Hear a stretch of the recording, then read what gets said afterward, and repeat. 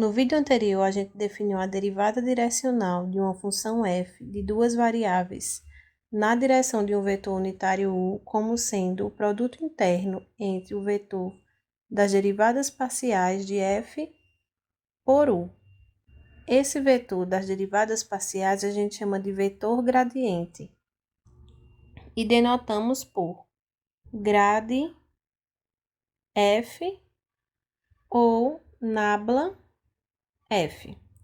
Quando eu estou com uma função de duas variáveis, o vetor gradiente de f é dado pelas derivadas parciais, ou seja, derivada de f em relação a x e mais derivada de f em relação a y, j. Já se a minha função é uma função de três variáveis, então o vetor gradiente de f de x, y, z vai ser dado por fx, fy, fz, que é a derivada de f em relação a x, e derivada de f em relação a y vezes j, mais derivada de f em relação a z, vetor k. Então, como exemplo, vamos calcular o vetor gradiente da função cosseno de x ao quadrado y mais x.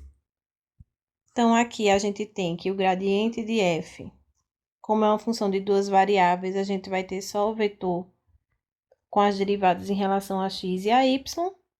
Em relação a x, a derivada fica menos seno de x ao quadrado y vezes 2xy mais 1. E em relação a y, fica menos seno x ao quadrado y vezes x ao quadrado. Já que aqui a derivada de x em relação a y vai dar zero. Então, a propriedade importante do gradiente de f é que, como a derivada direcional na direção do vetor unitário u de f é dado pelo produto interno entre o gradiente e o vetor u, e a gente sabe que, por definição de produto interno, isso é norma de gradiente de f vezes norma de u vezes o cosseno do ângulo entre o gradiente e u. Sendo um vetor unitário, a norma de u é igual a 1. Então, eu vou ficar que isso é igual norma do gradiente de f vezes o cosseno de θ. Lembrem que o cosseno, ele é sempre menor ou igual do que 1. Então, isso aqui vai ser sempre menor ou igual que a norma do gradiente de f. E quando é que ocorre essa igualdade, né? A igualdade ocorre quando o cosseno de θ é igual a 1, ou seja, quando o θ é igual a 0.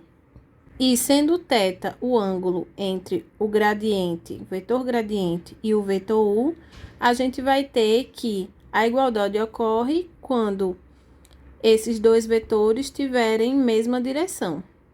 Dessa forma, a gente tem que o valor máximo da derivada direcional, ela ocorre quando o vetor u tem a mesma direção do vetor gradiente. Então, vamos usá-lo para determinar a taxa de variação máxima da função x ao cubo menos xy ao quadrado menos z no ponto 1, 0. E em que direção isso ocorre? A direção que isso ocorre já é diretamente pelo teorema, que é a direção do gradiente de f. Então, vamos calcular o gradiente dessa função f, como é uma função de três variáveis, vai ser dado por fx, fy, fz, que é 3x ao quadrado menos y ao quadrado. Em relação a y, vai ficar menos 2xy. E em relação a z, menos 1. Como a gente quer no ponto 1, 1, 0, então isso vai dar 3 menos 1, que dá 2, menos 2 vezes 1, que dá menos 2, e menos 1. Consequentemente, a taxa de variação máxima vai ser, lembrando que aqui o máximo ocorre justamente na norma do gradiente de f, Então, a taxa de variação máxima vai ser na norma do gradiente de f no ponto 1, 0, que dá raiz de 2 ao quadrado, mais menos 2 ao quadrado, mais menos 1 ao quadrado, que é raiz de 9, que dá 3. Então, nos próximos vídeos, a gente vai ver a teoria de máximos e mínimos para funções de duas variáveis.